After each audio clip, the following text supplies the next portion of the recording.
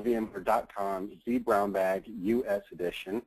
Today is Wednesday, July 30th, 2014. We're running a little bit late, but the reason for that is we've got a whole lot of cool things going on today, and I had to do a little bit of organizational / cat herding stuff before we got started.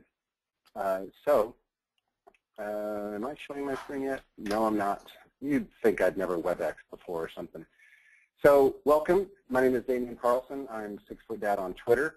I've got a few quick notes to run through before we get started. Two big things that we're really excited about are happening in and around VMworld US in San Francisco this year.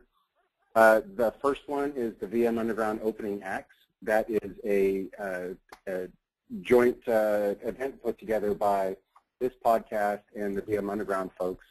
It's the 8th year for the VM Underground Party, and this time we decided to do a little bit of something different. And the afternoon, Sunday, August 24th, in the afternoon from 1 to 4, we're going to be running a series of panel sessions, 6 sessions total.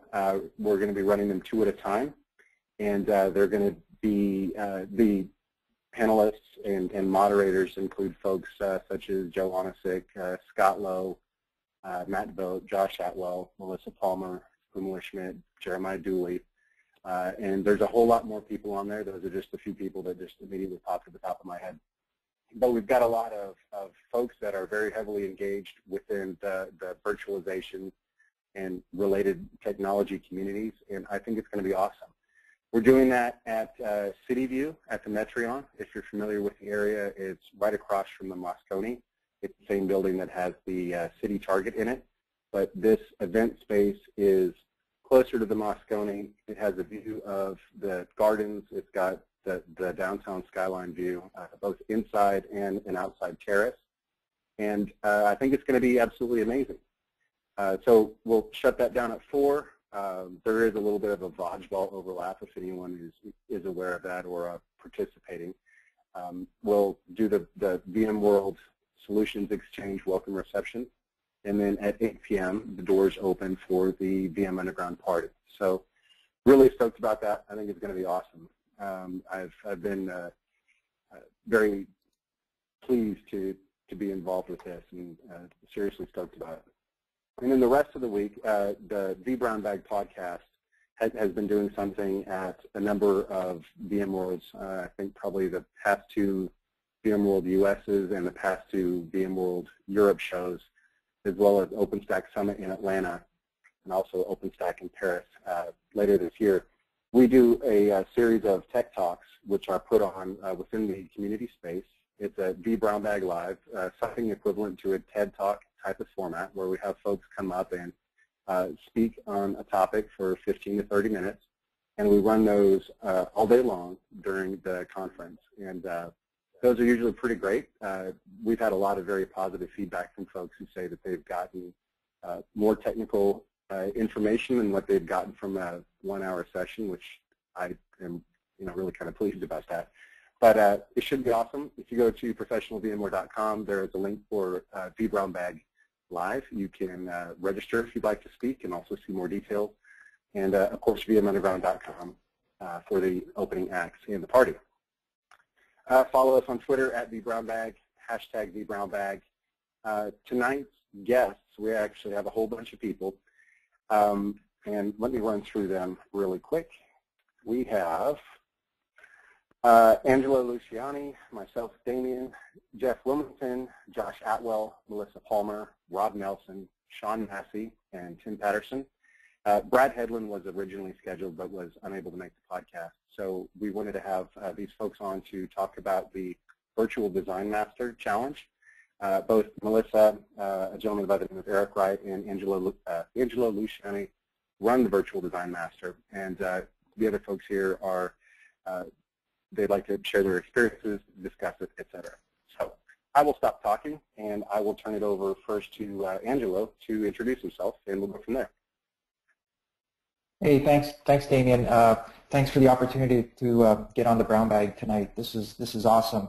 For folks that may not know, my name is Angelo Chan. I'm a sysadmin in the financial industry in Toronto, Ontario, Canada. Really excited to be here tonight to sort of profile some of the participants on Virtual Design Master, share their journey so far, and really profile them because they're the star of the show. So looking forward to hearing everyone's story tonight. And Geoff? Yeah, I'm Geoff Wilmington in Chicago, Illinois. Work for a small law firm. Basically, decided to come on the Virtual Design Master to kind of, engage in the community. This has been a year of putting myself out there a little bit more in the community and trying to, engage and network out with the community and help out in any way I can. So when Virtual Design Master came along, it was a perfect opportunity to, work with the community and try and strengthen my skills as well as learn from everyone else that's basically involved. And it's been a great process. I really have been enjoying it. Awesome, thank you. Josh? Hello, podcast world. Hey, everybody. I'm Josh Atwell, one of the co-hosts and part of the vBrownBag crew. I'm fortunate enough to be a two-time judge for Virtual Design Master. I participated last year as a judge and worked with Angelo and Eric on Season 1. Very excited to be part of Season 2. I find that the competition is very, very interesting because you get so much varied background, and if you haven't been following it, you should definitely check it out. As you'll get more feedback on that as we go throughout the evening. Melissa? Hi, everybody. My name is Melissa Pammer. I am a NetApp systems engineer by day, but by night I'm the creative director of Virtual Design Master. I wrote the first challenge last season, and what are you going to say? I'm evil? I was going to say that myself, if you give me a minute. I'm sorry. So I wrote the first challenge last season, which made everybody use 5-year-old hardware. And then this season, Angelo and Eric approached me about being the creative director, so I'm responsible for our awesome zombie storyline and all the challenges our competitors enjoy so much. And Rob?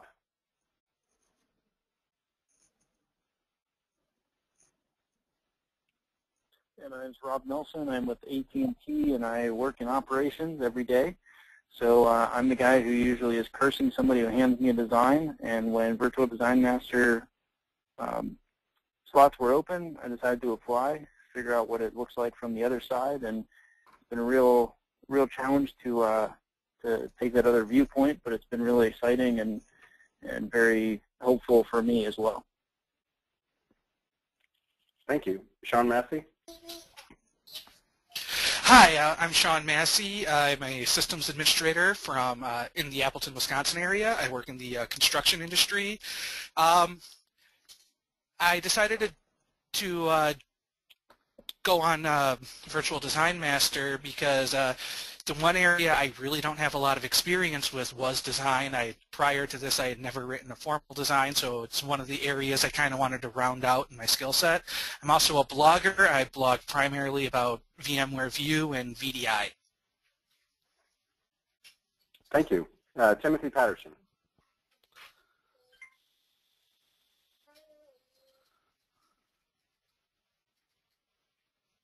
He's probably unlocking his phone to get to the mute button. That happens to me 40 times a day. Yeah, sorry about that, guys. Mouse battery chose a fun time to die on my Mac, but that's okay. My name is Timothy Patterson. I work for a company called ProQuest out of Ann Arbor, Michigan. I come from a systems administrator background, although my job involves a lot of design, even on a day-to-day basis. If you know me, you'll know that I have split personality syndrome because in my current position, I am responsible for a massive VMware deployment as well as an all-in strategy towards the AWS cloud. So I get to see both worlds, depending on the day, determines the color of the hat I wear. But Virtual Design Master has been a great challenge for me. It's good to get out there in the community, and as someone mentioned earlier, Melissa is definitely evil with these challenges that she keeps putting out there. You know, that's pretty awesome. People just know me as kind of a dork, but you're evil. I am. Really too. That's a great descriptor. So we had a late joiner, and he's out of alphabetical order, but Eric Wright. Oh my! Forever known as the voice of the Virtual Design Master, right? Yeah. Well, thank you very much. Sorry I was late. I was out for dinner with some folks, but yeah, my name is Eric Wright. I'm the co-creator of Virtual Design Master.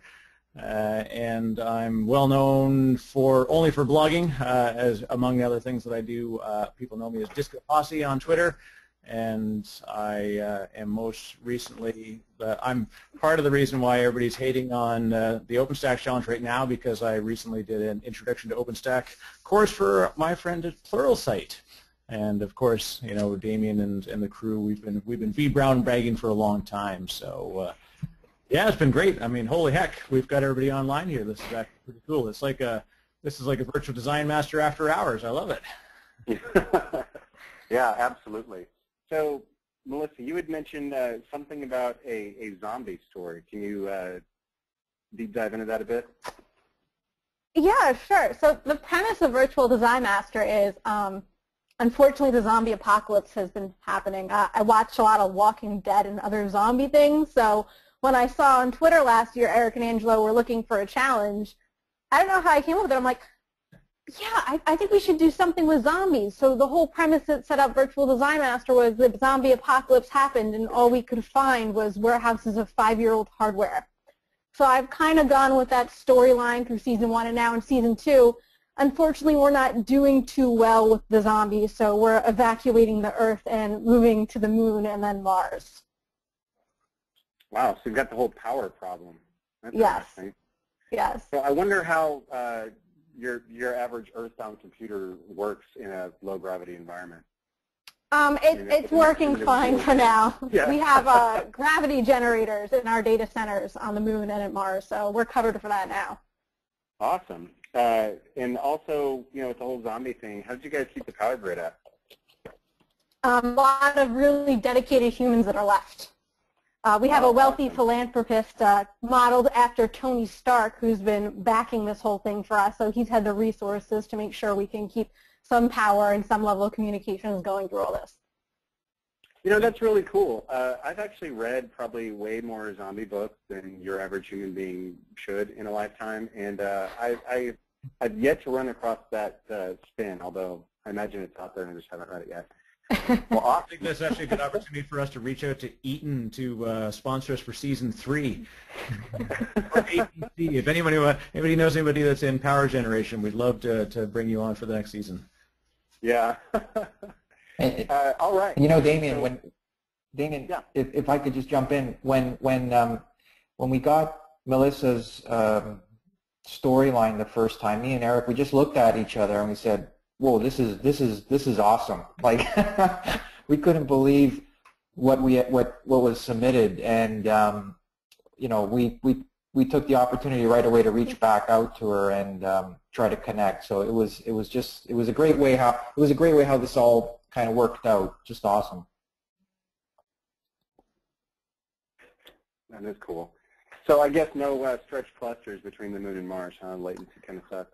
I was thinking about it, but I decided that would be a little too evil for our competitors this season at least, but who knows what the future holds. Well, you could always introduce the Ansible, and then you don't even have to worry about latency, which would be That's pretty true. awesome. Yeah, that would be pretty awesome. We probably shouldn't be Damian, giving me ideas like this. I was going to say you really should stop Damian. She's dangerous enough on her own. Well, I want to be evil. Mike, I see your question just came in. Unfortunately, Brad was not able to make it tonight to talk about NSX, so we are talking about Virtual Design Master tonight. But we do hope you'll stick around. Yeah, absolutely. We will end up rescheduling Brad or someone else to speak about NSX shortly. Alrighty, so who wants to go next? Well, I missed the first 5 minutes. Did we cover, I'm gathering that Angela kind of covered how it all got started, but... No, not really. I think we need to hear the story of you and Angelo, Eric. Well, I can give you the brief elevator pitch on, how it all began. Obviously, for folks who know Angelo and I, we're involved in the Toronto VMUG, and we're heavily involved in the VMUG organization, and we contributed to the vBrownBag and try to do everything we can that was really community focused. It's been a very powerful part of what gave us opportunities to kind of be more involved and be more educated and meet great folks like everybody who's online here and at conferences like VMworld. And so I had this sort of funny idea. I was watching Ink Master and watch like Master Chef and these crazy things. And I thought it would be really neat if we did that for technology. So we were just out, I think we were out at a basketball game and just chilling out and talking about stuff, and I said, I've got this crazy idea.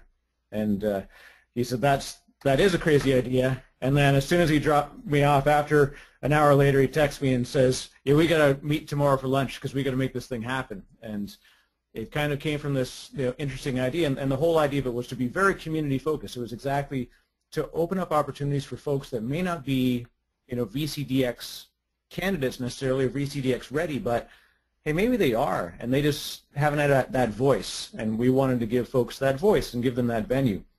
So throughout the first season, we actually were amazed by, we had good response. It was a challenge to put it all together, and the good thing is that the work that we did there, we got great feedback, and that was the biggest thing that we've had. And I can tell you that in season 2 now, obviously you look at, the amazing sponsors that are backing us, which is phenomenal. We had big announcements yesterday where we introduced, again, bringing back Bare Metal Cloud, that they're going to host us, as well as, give prize money to the winners, which is really cool. And what Renee did for us, where he's actually going to pay for somebody to get their VCDX. He's paying their entrance fee and giving them coaching for 20 hours. And again, these are community responses that came back. So this was exactly, it's happening in the way that we planned it to happen. It's just that we didn't realize that it was actually going to go this well. And so we couldn't be more proud of what's gone on. The work that Angelo and Melissa and Jonathan are doing behind the scenes, it's incredible. We've got a worldwide audience. In fact, today I checked, and we're somewhere in the tune of about 135 hours of footage has been watched so far out of it, as well as the fact that it's been viewed from over 50 different countries. And it's pretty interesting to see how we get that. We're not quite vBrownBag, but we're getting there. And the cool thing about it, again, is it's all the people that have been involved, even folks that are competitors that have that got dropped out after Challenge 1 and Challenge 2. The first thing that they generally do is they come back and say, hey, this was really fun, how can I help? And that's exactly what we aimed for, and we hope that everybody has a good time. Our entire purpose is not to make people's lives very difficult for 4 weeks. It just happens to work out that way. That's a side effect.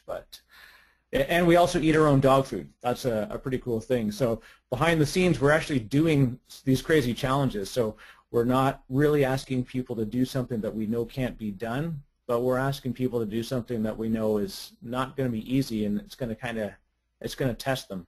And everybody has full-time jobs and families and all this other stuff going on. So it's a real testament to the work that gets done, behind the scenes, because we do this stuff every day at work. So it's nice to highlight great minds and a great community. So and if I could just add, yeah, sorry, go. No, that's okay, Damon. If I could just add I just want to make a special shout out to Josh Atwell, because during season 1, early on in the planning stages, we would have Eric and I would have Google Hangouts with Josh, and he would sort of be our sounding board for different things. Be a guide in some areas, answer questions. So and as well push us along. So we special thanks to Josh for especially the early days of Virtual Design Master. Those moments were very very important to us. So thank you. Well, you're quite welcome, Angelo, and you're also welcome for some of those foreign views and hits. I like to VPN to Zimbabwe as much as I can to to go to my blog and other things. So. And we also had Thank you. the greatest moment from season 1 was having our so Ian Sim, who actually did our he works for Radical IO, or he is Radical IO, and he did our mobile app for the first season. And he actually texted me in the middle of one of our sessions, and he says, "Please tell me that Josh isn't driving while he's doing this." So I think Josh's wife was actually holding his iPad while he was driving in between things, and he was still doing judging on the road. So we don't recommend doing that, but we're pretty proud that that's the commitment that Josh puts into everything. Yeah, I also do not recommend doing that, but it was entertaining. And for the record, for anybody that's listening that thinks that's reckless, I had both hands on the wheel. I was just talking. That's right. You weren't actually holding the iPad. No. Yeah. And he did have his little beer helmet on that allowed him to drink while drink Coke while he was driving. So yeah, totally awesome. So I keep hearing the topic of judging and everyone also judging Melissa's level of evilness. What does that process look like? That's the fun part. So behind the scenes, yeah, that's the interesting thing. So, we've probably already mentioned the judges pool. Of course, we have Josh Atwell, Josh Odgers as well, who's helping us out. Andrea Morrow. Andrea Morrow is actually interesting because it's the middle of the night where he is, of course. So unfortunately, he can't join us for the live webcast, but he contributes on the side. And in fact, we had one, Tom Howarth. So Tom, who was originally a competitor, he unfortunately had a challenge with time, and he wasn't able to complete in Challenge 1. But the first thing, as I said, is he jumped on board. He said, "Hey, I'd be happy to help to do some judging." So that's really cool. And then Brian Kirsch as well. Brian, a lot of folks know Brian from his work with the VMUG. So we're really happy with the work that goes on there. So typically what happens is we'll give out our challenges, which go out live, and there's no pre-work. In fact, we don't even. Oh, and of course, Mayesh. My God, I knew I was missing a name. So Mayesh Seidel-Keesing. Mayesh is phenomenal, and he'll be particularly pleased that we did some OpenStack in the last one. So we'll give out our live challenges on the Thursday night, at the end of the broadcast, and then a PDF copy goes out to the challengers immediately after, as well as to the judges. The interesting thing about how we choose to do it, and maybe it's different than some sort of reality-style competitions, is it's actually brand new for the judges too. So they're judging from a cold call themselves. So they actually have to evaluate what they imagine they would like to see out of the challenge based on the same requirements that we're giving the challengers. So because they don't feedback directly, there's no way that anybody can say, well, I already know how it's supposed to go. They themselves have to kind of pick up what they think they would like to see, and that's, we think, gives it a good dynamic edge, and it helps to make it more realistic. So they'll have a few days as the competitors to compete. They'll put in their submissions. They put it in usually in PDF format. We post those on the site once the judging is completed. We turn that over to the judges.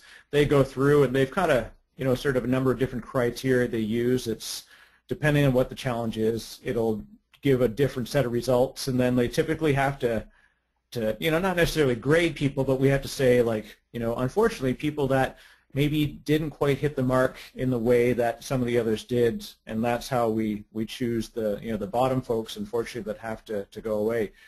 And it's a weird sadness, because there's a great designs. Like, the designs that don't make it to the next challenge are great designs. It's just that there's particular criteria that maybe other folks that were in there kind of hit the mark a little stronger or something. So yeah, it's a very dynamic thing. And Josh, maybe you want to talk about what your judge's view of it was from season 1 to season 2.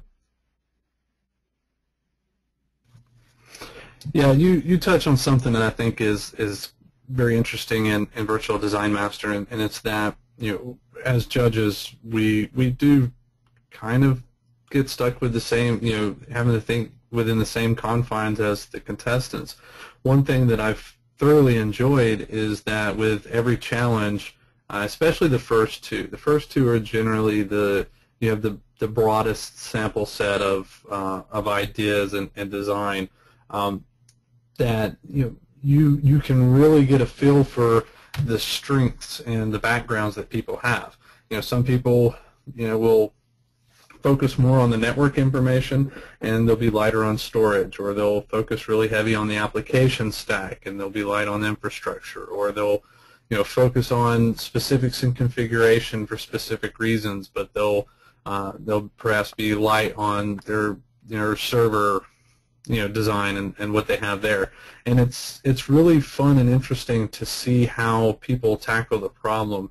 I think one thing that I've enjoyed more than anything, and if you follow it along with Virtual Design Master, I tend to comment that if anybody has a fun Easter egg that they've hidden in their design, whether it's kind of a cute remark about maintaining coffee supplies for the people maintaining the environment in order to maintain survival, I like to call those things out, and I appreciate seeing those, especially when they're tied in with a good design. And Angelo, maybe you want to talk about what your thought on was it, because when we started in season 1, we're going to go behind the curtain a little bit, and we weren't 100% sure that we were going to be able to pull it off, but the good thing is that we had great backing. Josh and Chris did a great job. We had some other folks that were actually helping out, but again, time boxing was tricky with time zones and whatnot. So, Angelo, I guess you have to listen to my craziness and my nutty ideas on this stuff. How did you feel as we kind of went through, and what's your experience been on it? Yeah. Again, working with Josh early on in those Google Hangouts really helped sort of set the direction and sort of where we wanted to end up with it. Because at first we had these great ideas and we just couldn't sort of connect the dots on how we wanted to proceed. Sort of talking to Josh, Chris, getting some clarity on some ideas. It sort of laid out the plan on where we wanted to go. So it was something that I didn't really, who knew it was going to be like this, right? Like at first we didn't expect it, and it just mushroomed, and it's just fantastic, and it's really all about the participants, and they're really the stars of Virtual Design Master, because they really make the competition exciting and interesting. So this is a good time for me to interject and remind everybody that's listening live that if you have any questions, please make sure you raise your hand, or you can use Twitter. If you want to talk, raise your hand, try to be in a quiet spot. You can enter your question in chat and we'll address it, or use Twitter and use the vBrownBag hashtag, because clearly I've been watching the hashtag better than anything else. So, oops. We've got some of our Virtual Design Masters, or Virtual Design Master candidates anyways, on maybe some folks want to talk a little bit more about their personal views on how it's gone so far. Yeah, this is Yes, and feel free to tell me what your least favorite part of every challenge was. I'd like the feedback to make it worse next year. Yeah, so this is Rob. One of the things I found both challenging and helpful is that challenge has a very finite timeline, 4.5 to 5 days, and that's very challenging initially to try and figure out how to get all this stuff done. Like Shawn, I had not done a VMware design before, so trying to put all that together in a short time frame was difficult, but at the same time, the boundary on it made it very helpful to help define it, help push me, help me poke it. And when you compare it to our day-to-day work, where some things are urgent, some things kind of drag on, just really focused me and helped me hone those skills. And even though it became really challenging, I found it very helpful. It's one of the positives for it. I think that's a cool thing. In fact, if we want to highlight, Rob in particular was, we had chatted, prior to the event, and of course everybody pretty much knows each other on Twitter, and I remembered, everybody's kind of gone back and forth saying, hey, it looks kind of neat, maybe can I find out more info, and and as everybody kind of got started with it, and Rob's design, in the first challenge, there was some stuff that was highlighted by the judges that was good. There were some, and everybody had, sort of good things and challenged things that were in there that got highlighted. the cool thing was the work that got done as we headed into the second challenge. And in fact, the fact that we used the first challenge against everybody else in the second challenge. So that was interesting that we made it so that people went to all this work to create this incredible design, and then the first thing they did was they had to use somebody else's design to go on to challenge 2. And so Rob was an interesting case because, you know, Rob's was selected as one of the competitive documents to then go over. And, you know, where the areas where, you know, maybe judges said there was, you know, it was a little light in some areas, but it was really strong in others, then it was neat to watch other people fill that out. And what was really cool was to watch what Rob did with Damon's diagram, and that was what he was handed. And in fact, that's how we came with, you know, for the first time in Virtual Design Master history, where we had a spot prize for Rob.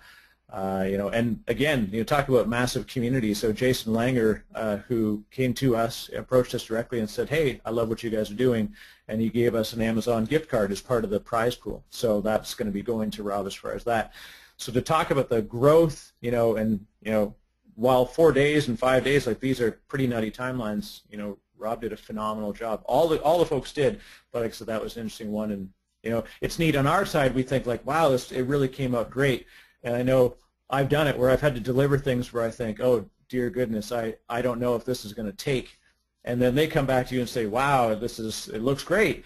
It's kind of nice to get that feedback. And that's really a big portion of what we want to do as well. It's not just us sitting here to try and, you know, carve up a little design and say what's good and what's bad, and then that's the end of it. But all these folks are getting feedback from, you know, real world designers and architects, and then being able to take that hopefully and continue that on. You know, Akmal Wahid, who was our original VDM, he was VDM 001. He'll hold that title for good because this year we're going to be 002. So as the first Virtual Design Master, he had a great experience. You know, we got a lot of great feedback, and we've talked a lot after the fact, and he's been very appreciative of the work, and hopefully, you know, it's kind of helped his career as well, and I think everybody's going to learn. And for all the folks that are participating, you are having an incredible effect on other people in the community, because we are getting the feedback consistently now of people saying, thank you for posting these designs. And then the word VCDX started to get thrown around. And that's a pretty powerful thing. And again, you know, with what Renee's committing to the overall program, we've gotten some feedback from John Arashid, you know, and he was very nice and, you know, tweeted out saying, hey, this is cool, this would be a good VCDX prep. And that's, you know, an important thing. You know, maybe if we've got any VCDXs that are on our line right now, but if we look at the folks that are out there, you know, they've kind of lived these experiences. Our judges are really phenomenal resources, and that's a good thing. So hopefully, you know, as we head in to the next one, it's going to be even bigger and even better. So and also, Eric, sorry, go ahead. Yeah, sorry. And also, this is a definite not-for-profit. Somebody actually asked that the other day, and so we said, yeah, definitely not-for-profit. We make sure that everything that comes into us, as far as like sponsor money, it goes 100% to the participants. And you know, because we just basically we run it, you know, either revenue neutral or at a general loss. But to us, it doesn't matter because it's about bringing up the community. Yeah, so you know, you bring something up, Eric. You know, I'm going to play part podcast host and judge on this one. You brought up the kind of alignment with VCDX preparation, and you know, the big thing I think that participants and people that listen and follow along should take away is that we recognize as judges that it's not necessarily reasonable for you to do a full-out, you know, flawless design in a week and maintain a full-time job, right? And especially with the way things that change and shift, thanks to our evil creative director. You know, it really comes down to your thought process and demonstrating that you understand what your decision criteria are and why you make choices. And you know, if for instance, I think that you're going down the right path, but you didn't really flesh it out, I'll specifically ask, like, you said you're going to do this. Tell me more about that, right? And that has a positive impact on the assessment that I have on a design. Or if you give me a really bad answer, that doesn't help, and that falls directly in line with the experience that I think people are having with VCDX, and from the things that they're preaching in the VCDX boot camps and that you see in everybody's preparing for VCDX stuff is you got to know your design, you got to know the decisions that you're making, and we tend to follow along those lines.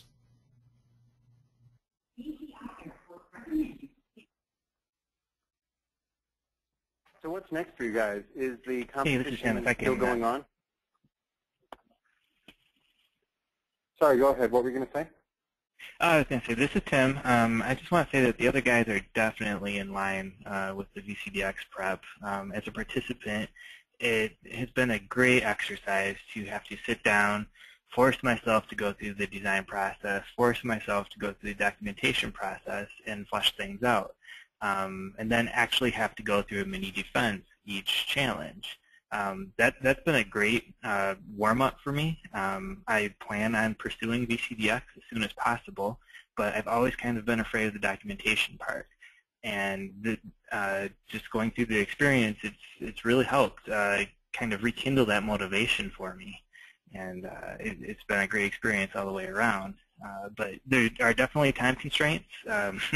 As we will find out on Thursday, my design may be a little lacking this week due to time constraints. Trying to work a full-time job, have things come up during that. We obviously all have fires to fight at times, and just had to prioritize a little bit. But kudos go out to the judges as well for making the time to sit here and go through everything right along with us. That's something as a participant I did not know, that the staff behind VDM was actually going through the challenges at the same time. That's pretty neat. Well, yeah, after we get done with this podcast, I'm actually going to be pulling up all the designs for this latest challenge and working through them. So, the interesting part about that is that we don't generally have a ton of time to review, which makes it really fun when there's sufficient time to get through the reviews, but it's one of those that I had to learn real quick to take really good notes for each person. So if you're watching the show, you'll see me flipping sheets of paper. That's because VDM grew a lot this past year. There's a lot more competitors, and the designs have gotten very, very, very, very complicated in a lot of ways. So it's an interesting challenge as a judge as well. And the designs are neat, and this is another sort of behind the curtain thing. So folks will watch and they'll say, hey, well, obviously you must have all this stuff pre-planned, and we'd love to make it appear that way.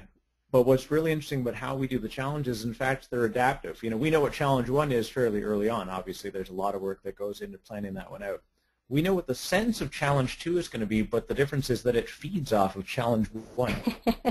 and challenge 2, ultimately, we look at the skill level, and then we decide how deep we can go onto challenge 3. So again, we don't specifically go after these hard targets. We actually are very adaptive to what the competitors are able to do. And if we find that people are they're upping their game, well, unfortunately, I got bad news for you, but the challenges may get the game upped a little bit as well. But the good thing is that it's building back a great response. I mean, I'm wickedly impressed by the work that's been done by all the competitors. And again, as Josh says, like for the judges to take the time and do this, and this isn't just glancing over it going, yeah, it looks good. These are really deep notes that are coming out of it, and we'll become ever famous for the one in Challenge 2 where we've learned that blades are good, and we also learn blades are bad. That's right. That's one of my favorites, because what do you think is going to happen when you go defend your VCDX? These are the kind of questions you're going to get. Just assume whatever you ask, you're going to be asked why you didn't do the opposite almost. So I think it's just really good practice for all our competitors and everybody watching it. I can't tell you how much I've learned from reviewing the designs and watching our live results and defense shows. It's amazing. Yeah, a little technique I use, Timothy mentioned that this is kind of like prep for VCDX. A technique I use to try and refine my design and actually have a good design, and everybody watching at home can do this too, is pull up somebody's design, go look at the live judging results and see what the questions the judges asked, the things that they said were good, the things that they said were bad. Look at the design, take notes on those things, and if you put all those positive comments together and take away all the negatives, you should have a really good design, or at least the aspects of a really good design. Yeah, those are good points. I just wanted to put in, that. Oh, sorry, Angelo. No, go ahead. I just wanted to put in, that from the start of the competition, the awesome thing about the entire process is that, while it's been a competition, most of us, have had conversations even outside, of Twitter and so forth, and talk to each other about ideas that we've had and so forth. And while, designs end up, being different from each other, it's nice that everybody it's a common goal, right? Everybody wants to present a really good design. And the nice thing and the feeling of community is the fact that you can have a conversation with someone who you really want to see get eaten by zombies, but you're able to bounce an idea off of and say, do you think I'm going down the right path here? And I've had lots of conversations, with Byron.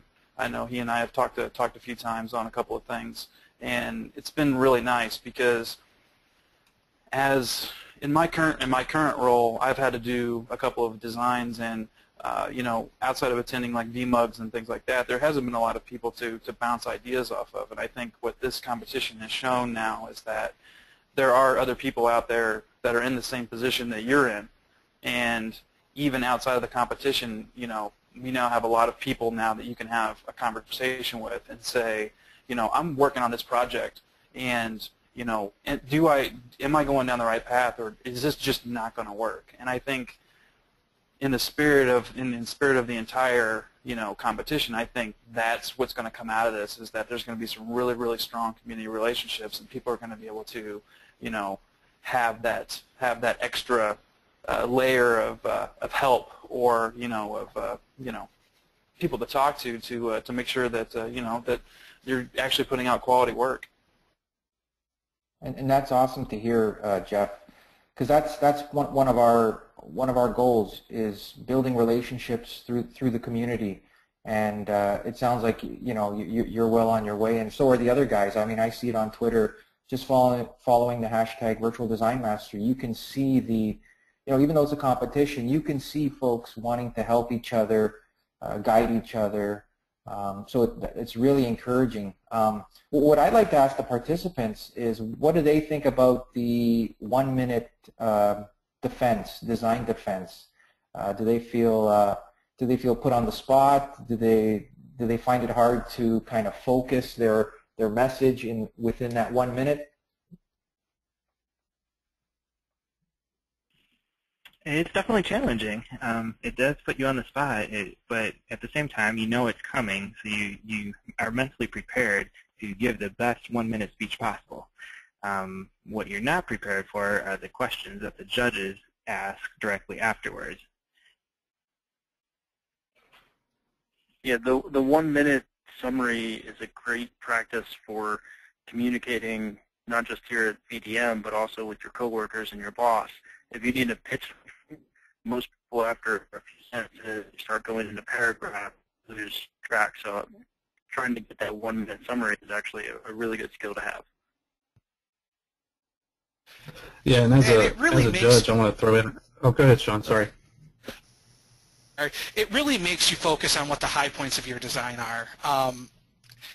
And in the case of my design from the last round, if you made them able to point that out really quickly, because you have a very limited amount of time, and I know I ran up against that time limit, and Angelo was ready to mute me on that call. So knowing what your strengths are on that design, being able to highlight those quickly, and I'm gonna say efficiently, it's really helpful, because when you walk in to talk to your boss, he doesn't want to sit there and listen to you ramble forever. He wants you to get right to that point.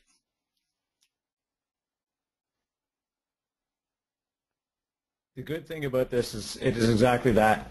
We're trying to pick out things that we run into regularly. We've been lucky, as I said, we're strong community advocates, and we get to meet a lot of people and be out there and be involved in different situations. And we've worked in different roles that have given opportunities to, yeah, kind of hone down those skills, and that elevator pitch type of delivery is very important to have. And the good thing is that everybody's really adapted well to it, and a lot of it's been dynamic as well. You know, you're having to think on your feet, and having to think in 4 days and put together these designs is pretty impressive. When we talk about the community getting behind us, I guess we haven't had a chance to post our blog tonight, so maybe this is our kind of live opportunity to sneak out our latest piece of news. So, in line with all the other folks that we're very proud to have back us, I don't know if Angelo got a chance to mention already, but we are very happy to announce that Infinio has also joined us in supporting the Virtual Design Master, and they've put another handy-dandy $100 Amazon gift certificate in our hands to get out to one of our winners. So again, more and more folks are seeing what's going on and saying, hey, this is cool. Is it too late to jump in and help out? And it's never too late. If anybody is looking to be able to help to build this community and again, drive our competitors and reward these competitors, we're always happy. And so we're very proud. For those who don't already know Carrie Reber from Infinio, she's been phenomenal, supporting all sorts of community efforts for a long time. VMware Press, of course, as well, has kicked in some really cool books. In fact, I believe that the VCDX Bootcamp book is one of them. So it's aligning very nicely, with how we want things to go. I see we're at the near to the hour mark, so I guess, Damian, what questions do you have that before we wind? Hold on, I got one that I have to throw in here because Eric likes to talk, and so I have to ask this question. Eric, why is it that you always have Angelo do the cutting?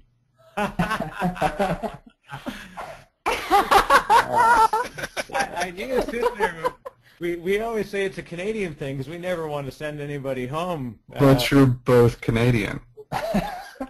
I always think that he's Italian, so he's got an Italian last name. So that's why he's always about whacking somebody. Is that what it is? Yeah. There you go. I gotta speak at these events, and I'm not tomato proof, and I gotta be careful what I do. Oh, so you just use Angelo as a human shield? That's the beauty part. So I let Angelo cut the people, and I let Melissa deliver the challenges. No one will see the dirty details that I may sneak inside there, and then just use her as a human shield to all the craziness. So yeah, sometimes I'm the evil mind behind some of these things, but I like to dole out the dirty work.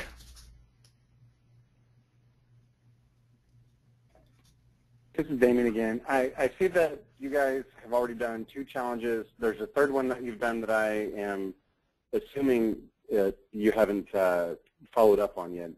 I'd heard some mentions of Thursday night. How many challenges could we expect coming out of Season 2?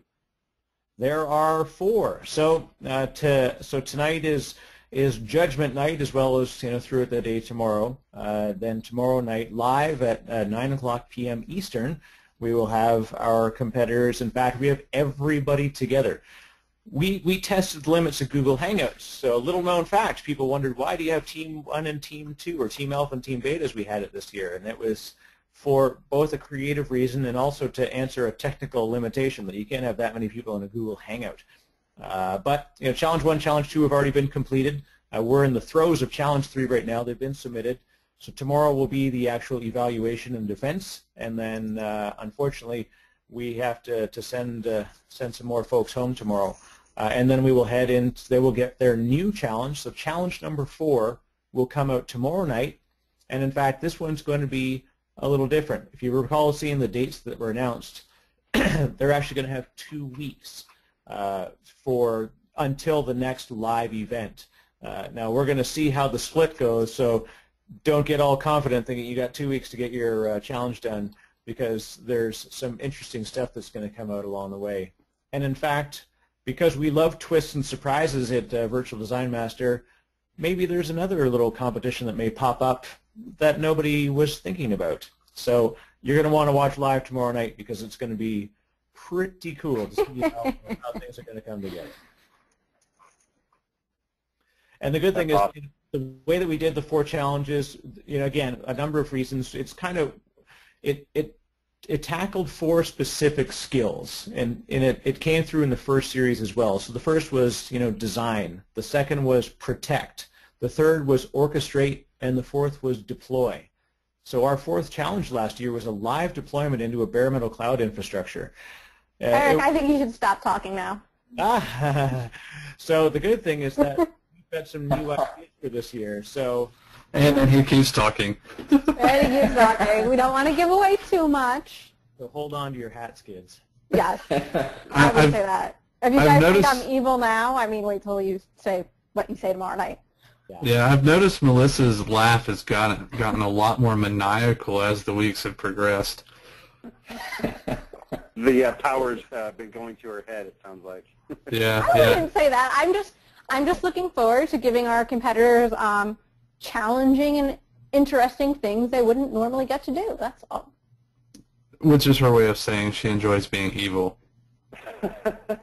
So I'm actually a big fan of the concept that I saw on Twitter for making the Virtual Design Master drinking game, where every time someone talks about Melissa being evil, we drink. Yeah, that's a good idea. As long as you're not planning on going anywhere afterwards, feel free to participate. I do have a question for you, Melissa and Eric and Angelo. Is there an actual arc that you plan after this story? And by that I mean, we're not going to get to season 7 and they're just going to wake up and it was a bad dream, or No. Or anything, right? No, it's not. I'm not going to pull any kind of lost stuff on you guys, but I have a whole storyline that I kind of have planned out over what's going to happen over the next couple seasons too. So on that note, I have to ask, if folks hadn't seen it yet, Pernix Data, a few of the guys from Pernix Data worked with a lot of people in the community, and I was one of the contributors, but wrote a little novella about life in the data center. It's an interesting story where each author takes a chapter, and you just kind of build off of whatever's been written prior. So you kind of have to build off what's there and then take whatever spin you want with it. Any chance that we'll see something like that with a Virtual Design Master scenario? It definitely will build on things that have happened in previous seasons. I will say that much. So we're not going to write a novel? I've been thinking about it actually, but I'm not sure yet. We'll have to see what happens. We were thinking about doing a documentary, because if anybody wants to see how this craziness comes together, we think it would be a pretty wild story. So unfortunately, since we're revenue neutral, there's not a lot of money available for camera crews, so we're just going to have to wing it until it's on the brown bag. Well, you could tell the story through Google Plus Hangout video. That might be an interesting way to pull that off, where you just pick up everything through the webcams on that. So I guess, and there's our new tease. It's not just for the current challenges that are going on, but we joked because last year we had something called Virtual Design Master After Hours, and that was kind of the private thing that would happen. Is that by the time we got through into the 4th challenge, we would actually, with Josh and Chris, we would end up staying on for like two more hours and just chatting on stuff. And I was very proud to be able to do that, because I've looked up to these guys for a long time, and they taught me a lot. Through me reading them and then being able to work with them as peers through this event and at other events like VMworld, and it's been really great. But the good thing about what we want to do, because again we focused on community, we focused on people, we don't want to just do that for 1 month of the year. So there's actually going to be more Virtual Design Master, I won't necessarily say events, like challenge events, but we're actually going to have continuing work that's going to happen around the Virtual Design Master community, and that's going to continue on beyond these challenges, and it'll help us to keep the heat on things and keep people involved. And then when we get into season 3, it's going to be even more awesome to be able to bring a larger community in and see how they get to work their way through some even more intense challenges. If you can believe that they're more intense, because believe me, you haven't seen Challenge 4. People are going to just want to leave. I like the idea of a novelization, and it also sounds like a really good vehicle to kind of show Melissa's Walter White-ish descent into just being a complete she's like, I am the one who knocks. I mean, that's craziness right there. Breaking virtual bad. Say my name. I will say I do really enjoy Game of Thrones too. So. Oh no. I got to ask, since Josh brought up the novelization, I know I did some fiction in my design. Did anybody else contribute fiction in theirs? I haven't had a chance to read every other competitor's designs yet. So I'll take that one because that's part of the thing that I enjoy reading. Yeah, everybody tends to do a little bit. Some do more than others, and it's really interesting to, honestly, sometimes when I look at the amount of fiction that people put in, I'm thinking, where did you find the time for that when you had all this design work to do? But yeah, a lot of people do include that, and I read it pretty intently usually because I'm anticipating that some of that backstory is specifically helping to kind of draw out why certain decisions were made and why I should expect to see certain conditions in the environment and in the design. So I'm going to go with assuming that that's the case and not just somebody had some free time and wanted to write something interesting around it. And that's kind of the thought process that I put behind mine. The first challenge was very open-ended. It was like it was a very wide open sandbox. So in order to kind of hone it down and get to the where I could start making decisions about what went into that design, I kind of had to create a little bit of a backstory. I kind of had to construct a world around it, so to speak. So I wasn't just, oh, well, I'll take a little of this, a little of that, and it looked like somebody sprinkled pixie dust all over it, and poof, you have a magic land. So you need to kind of get a little bit more realism. It was something I felt that I needed to do to kind of give it a little bit more.